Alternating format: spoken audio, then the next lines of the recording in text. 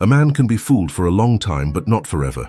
Saturday night, red and white checkered tablecloth, an expensive Italian restaurant here in Stamford, our 28th wedding anniversary, me and Sandra. She got up to go to the restroom. "Going to touch up my makeup, honey." She gave me that smile. Her purse was left on the chair next to me, open, and I saw it. There was a cell phone in there I'd never seen before. An old, prepaid burner phone, blue. My stomach instantly turned to ice. "My name is Leandro. I'm 58. I'm this close to retiring. I'm a civil engineer. I've worked for the same construction firm for the last 35 years. You know that annoying, methodical guy? The one who checks the support beam 3 times? That's me. The guy who made a spreadsheet to buy his first car. The guy who saves every single receipt. I am the provider. I always have been. It's what my father taught me. A real man takes care of his own, and I took care of them. I married Sandra. She was 25, I was 30. She never needed to work. Take care of the house, take care of the boy, I'd say, and she did. At least I thought she did. I live in North Stamford in a good-sized apartment, 1,600 square feet. An apartment I worked my ass off to buy, and a key detail, I bought it before we got married. It's mine. I paid for it with my own sweat. Alone. Leo, our only son, was born in that apartment. Today he's 30. And Leo is his mother's darling. At 30 years old, he's still finding himself. That's what Sandra says. I paid for the best university. He changed majors twice. I paid for a study abroad program in Australia. He came back in 6 months because he couldn't adapt. I paid for his first car, a used import. He wrecked it in 3 months, totaled. I paid. I was the bank. Sandra always coddled him. He's sensitive, Leandro. You're too hard on him. We're all he has. And Leo would come for dinner every Sunday. He'd hug me. "Hey Dad, holding strong?" And I, the idiot, thought it was affection. It wasn't. It was a health assessment, checking to see if the old man would last much longer. But for you to understand how we got to that restaurant, I need to go back a bit. Humiliation doesn't come all at once. No, it comes in drops. And you get used to it. It started about 2 years ago. Subtle things. I'd come home, excited. "Sandra, the firm is organizing a cruise for everyone with over 30 years of service. Let's go?" And she, without taking her eyes off her show, "Oh, Gil, a cruise? A bunch of old people? I don't know." I thought it was odd. Sandra loved to travel. "Let's put it off," she'd say, "always later." Then Leo started to pull away. Not from me, but from responsibility. I got him an internship at my firm. Supply chain department, a good gig. He lasted 3 days. On the 4th, he said he was having an anxiety attack, that the corporate environment was toxic. Toxic? I've worked there for 35 years. I raised this family with that toxic money, and Sandra, of course, came to his defense. "The boy is sick, Leandro. You don't understand his generation. Have patience." Patience, the word I've heard most in the last 5 years. But the thing that really set off the alarm was my birthday, 2 weeks before that dinner, 58 years old. I just wanted a barbecue, me, her, and Leo. Simple. Leo sent a voice memo, sleepy voice, at noon. "Dad, happy birthday. Listen, I can't make it. I'm on a new project, super busy. We'll celebrate later." Project. Right. It was just me and Sandra at a local deli buffet near the apartment. We celebrated with orange juice. I paid the bill. She didn't even flinch. The next day, Sandra shows me her phone, all proud. It was Instagram. Leo had given a weekend at a luxury resort in Aspen to his father-in-law, his girlfriend's father. The caption read, "To my second dad, the best in the world." I felt that punch in the gut. Second dad, and the first one, the one who pays the bills, what does he get? He got a polo shirt, which he showed up to give me that night. I saw the tag, $69.90. I'm not cheap, you understand? The issue isn't the price, it's the contempt, it's the shamelessness. And Sandra, next to me, "Oh, isn't he generous, Gil? So good to his girlfriend's family." I just nodded. The bitter taste was already in my mouth, but I swallowed it. I thought it was just me being difficult. Old age. And that wasn't all. There was the situation with my sister, Lucia, who lives in Chicago. We were supposed to visit her. Flights booked. Me, Sandra. Leo wasn't going, of course, too busy. The day before the trip, Sandra comes to me. "Gil, I can't go. Leo, he's having another anxiety attack. He needs me." I looked at her.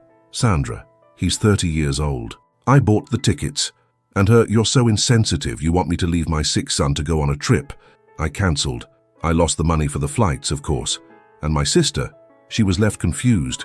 Today, I understand. It wasn't anxiety, it was strategy. It was to isolate me, to leave the old man with no allies, just them, to make me easier to control. I'm telling you this and reliving this scene. It's not easy. Trust me, but I know this story needs to be told. I thank the channel's team for the opportunity. Sometimes we need to hear another man's story to see the trap we're falling into ourselves. So, if you're going through something similar, stay with me. The story isn't over, and the worst was yet to come. Those 2 weeks, between my birthday and the 28th anniversary dinner, the house felt strange. I was quiet. I think they noticed. Sandra tried to make small talk. "Gil, what do you think about replacing the sofa?" I just looked at her. "Why, this one is fine." Leo showed up at the apartment on a Wednesday, not his usual day. "Hey, Dad, came to get some of Mom's cooking." He hugged me. The smell, it was expensive cologne. And he didn't have a job. I just said, "I thought you were busy with that project." He laughed. "Oh, that. It's over, Dad. Didn't work out." Another one. And Sandra. "Poor thing, Gil. He tries so hard." I stayed silent. The veiled contempt was right there. They treated me like an ATM that required no explanation. The explicit contempt came the following weekend. I was in the living room, reading my newspaper. Leo came in with Sandra. They were whispering in the kitchen. I overheard. "Mom, talk to him. He just has to co-sign. What's the big deal?" Sandra came into the living room. "Honey, Leo wants to rent an apartment for him and his girlfriend. A nicer place, you know. But the guarantor..." I cut her off.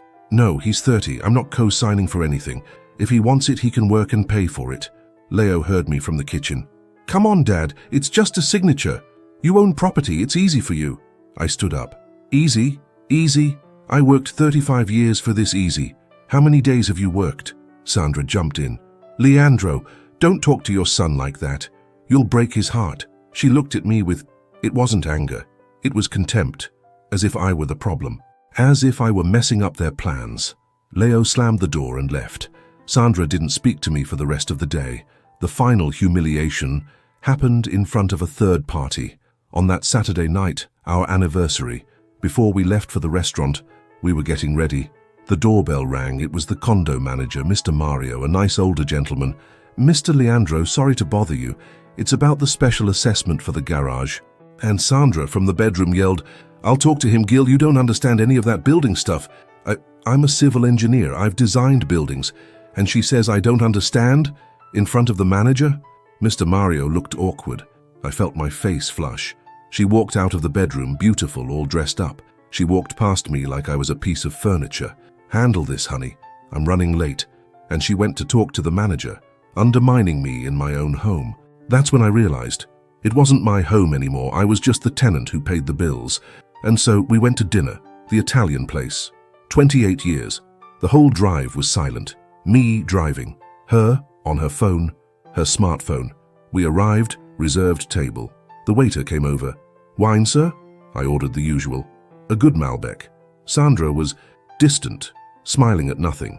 "A toast, Gil." We toasted. The clinking of crystal. Fake. She ate 2 bites of her carpaccio. "Oh, I need to use the restroom." "Touch up my makeup." She stood up, beautiful in a black dress, and she left her purse open. I don't know what came over me. I've never gone through her things. Never. But that second Dad from my birthday, the "you don't understand" in front of the manager. The purse was right there and the blue burner phone was in it. I picked it up. My hand was shaking. It wasn't adrenaline, it was fear. Fear of what I would find. No password. Of course. It's a phone for emergencies. For a scam. I opened the messages. There were 3 contacts. Son, friend B, and realtor. I opened son. It was Leo. The messages, I had to read them twice. "Mom, see if the old man will sign the guarantee soon." Message from 4 days ago. "Mom, is he suspicious? Don't mess up." From 2 days ago. And the worst one, the last one, from that morning. "Patience, Mom. A few more years and that North Stamford apartment is ours. He won't last long. Just make sure he doesn't sell the Sarasota place." They knew about Sarasota. I read that. The waiter returned. "More wine, sir." I just shook my head. The world had stopped. The restaurant noise vanished. I could only hear my heart beating. Slow, loud. "That apartment is ours." I read it again. "He won't last long." It wasn't anger, no, it was a cold clarity. a disappointment so deep it dried everything else out. I closed the phone. I wiped my fingerprints off it. Like a criminal, I put it back in the purse, exactly as it was. Sandra returned, smiling. Was I long? I looked at her. 28 years, and I was having dinner with a stranger, an enemy. I forced a smile. No, let's order. I'm hungry. I ate the best risotto of my life. Cold, calculated. I paid the bill, and I planned every step of what I was going to do next. You know what crossed my mind while she was talking about the tiramisu? It wasn't the future. It was the past. I remembered Leo, at 25. That car I gave him, the used import. He wrecked it, but it wasn't a fender bender. It was totaled. He called me crying. Dad, help me, it was an accident. I raced to the hospital. He didn't have a scratch. The car, $45,000 down the drain. Sandra, next to me. Thank God he's alive, Gil. We can always make more money. I paid. I paid for the repairs on the other car he hit. I paid the fine, and I gave him a budget car, which he sold to invest in a project. The money vanished. I remembered Sandra, 10 years ago. She had a serious health problem, gallbladder, but it got complicated, led to pancreatitis, very serious. She spent 15 days in the ICU. I never left her side. I slept on that hard green sofa that smelled like alcohol and disinfectant. I held the basin for her to vomit into. I bathed her. I cleaned her, you understand? Her weak body. I held her hand, which was cold, covered in needle marks. I told her, it's going to pass. I'm here. You're not alone. And she, with a weak voice, looked at me. Gil, without you, I'd die. You are my rock. And now she was waiting for that rock to crumble. The same rock. Where does a person get lost like that, tell me? When did the love turn into this partnership to bury me? And I remembered the post-grad program. Leo came home. Dad, this is my chance. A post-grad certificate in project management, $22,000. But I'll get a job right out of it. I was tight on money at the time. The construction business was slow. I took out a personal loan. I paid it in full. Proud of you, son. He quit in 6 months. 6. It wasn't what I thought, Dad. The $22,000 evaporated. And now I understood. It didn't evaporate. It was a down payment to buy their patience. That's when I realized. In the middle of that dinner. I wasn't helpless. I wasn't the old man they painted me as.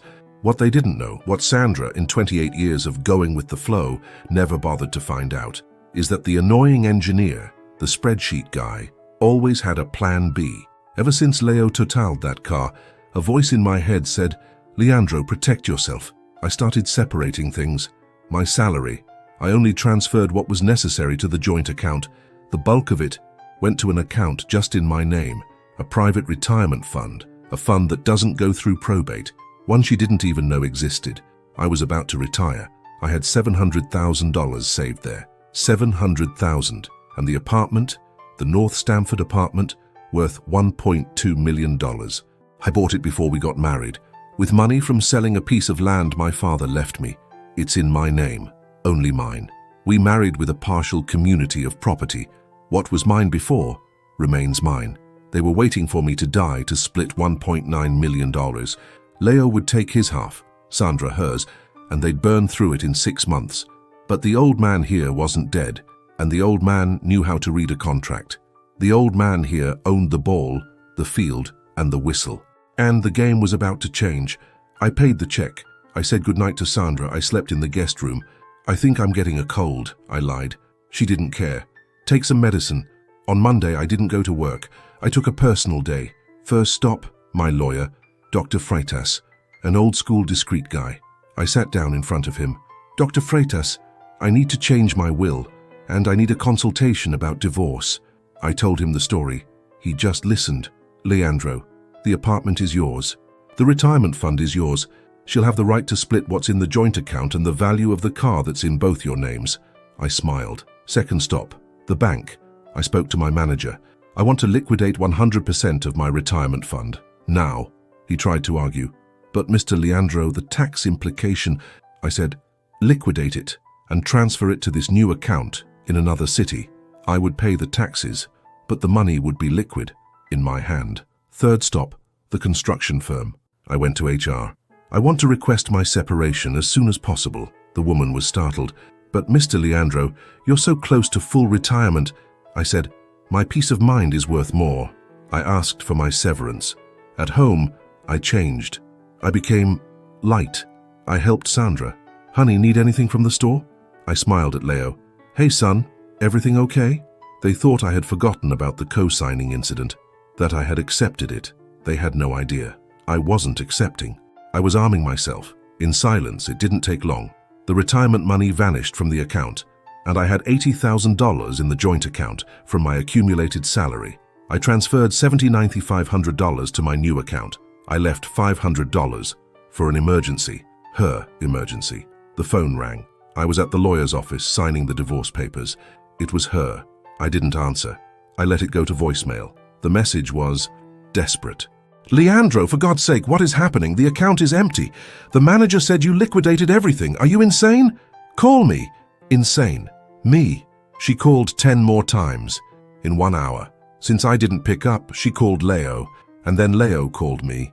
His voice wasn't concerned, it was enraged.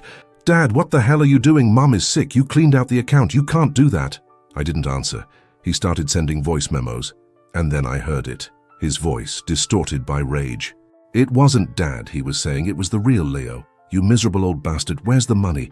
Mom's having a breakdown here. You're going to kill her. You can't do this. This is theft. I'm going to the police right now, you piece of shit. You're screwed. You're going to leave us with nothing after everything we did for you? I heard that. What you did for me. The irony. The nerve. I saved the audio. I sent it to Dr. Freitas. Proof. Threats. Coercion. And then came the good part. Sandra's lawyer called mine. Dr. Freitas answered. Counselor, my client is moving. And Dr. Freitas, calm as day. Counselor, the apartment is his. The retirement fund is his. What Mr. Leandro is doing is preparing for an amicable divorce, unless your client wants a contentious one and wants to explain in court why she has a burner phone to conspire with her son. Silence. The other lawyer choked. Counselor, I was not aware of that. Dr. Freitas continued. Well, be aware and inform your client that any attempt at defamation will be met with legal action. They knew that I knew. The tables had turned. Then the tone changed. The anger turned to regret. Leo showed up at the lobby of Dr. Freitas's office. I need to talk to my dad. Dr. Freitas called me. I said, I'm not here. Sandra sent me a message. From that burner phone. I guess it was the only way she could find. Gil, my love, forgive me. I don't know what got into me. Leo, he got in my head. I love you. Come home. We can talk. I'll give back the phone. Give back the phone. As if the device was the problem. As if the plan wasn't the problem. She tried her sister, my sister-in-law, who called me. Leandro, Sandra is a wreck. She's lost weight. You have 28 years of history. You're going to throw it all away over money. I was calm. Zilda, I'm not throwing it away over money. I'm leaving because they were waiting for me to die to take my money. It's different. She went silent. Oh, I didn't know. Nobody ever knows. I decided there would be no confrontation. What for? To hear more lies? To see fake tears? No. A man my age doesn't have time for theater. My answer was silence. They showed up at the construction firm. I had already left. They went to the apartment. I was already in a hotel, waiting for the papers. Leo sent me an audio, crying. This time, it was real crying. Dad, please. I screwed up. I was a piece of shit. But don't leave Mom on the street. She has no one. That was true, she didn't. Because she spent 28 years leaning on me. My only action was through Dr. Freitas. The divorce summons arrived at their home, at the apartment that was mine, along with an order for them to vacate in 30 days, and the settlement offer, the car, a 2018 Honda Civic, was hers, and I would pay temporary alimony, $2,000 a month, for 1 year, for her to get back on her feet. Leo? Leo is a grown man. He could go to work. They tried to fight. Her lawyer tried to prove common law marriage regarding the apartment. He failed. The judge looked at the date on the deed, banged the gavel. The $2,000 a month offer was considered fair since she was young enough to work. Leo tried to sue me for effective abandonment. The judge practically laughed. Silence won. The spreadsheet won. And that was that. Did I lose money? Yes. I lost about $40,000 on the lawyer and the divorce settlement. I lost the car, worth about $90,000. And I'll pay the $24,000 in alimony. But my $700,000 from the retirement fund, my severance from the company, and my $1.2 million apartment are with me, protected. Her family, of course, hates me. They say I'm a stingy old man. My family was shocked, but they understood.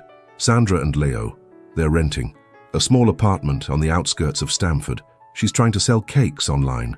Leo is driving for Uber with the car his girlfriend lends him.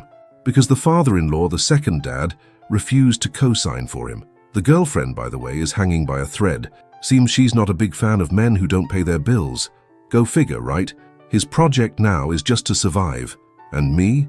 Today, I live in Sarasota. Like I always wanted. I bought a small condo, Ocean View. With my retirement money, I live well. Simply, I wake up early. I go for a walk on the beach. I have my coffee on the balcony, looking at the ocean. Peace. The peace I haven't had in years. I sleep well, I don't feel anger, I feel relief and a sadness, you know? A sadness for having dedicated my life to people who weren't worth my effort. But it passed. I learned, late, but I learned. Family is who takes care of you, not who waits for you to die to take what's yours.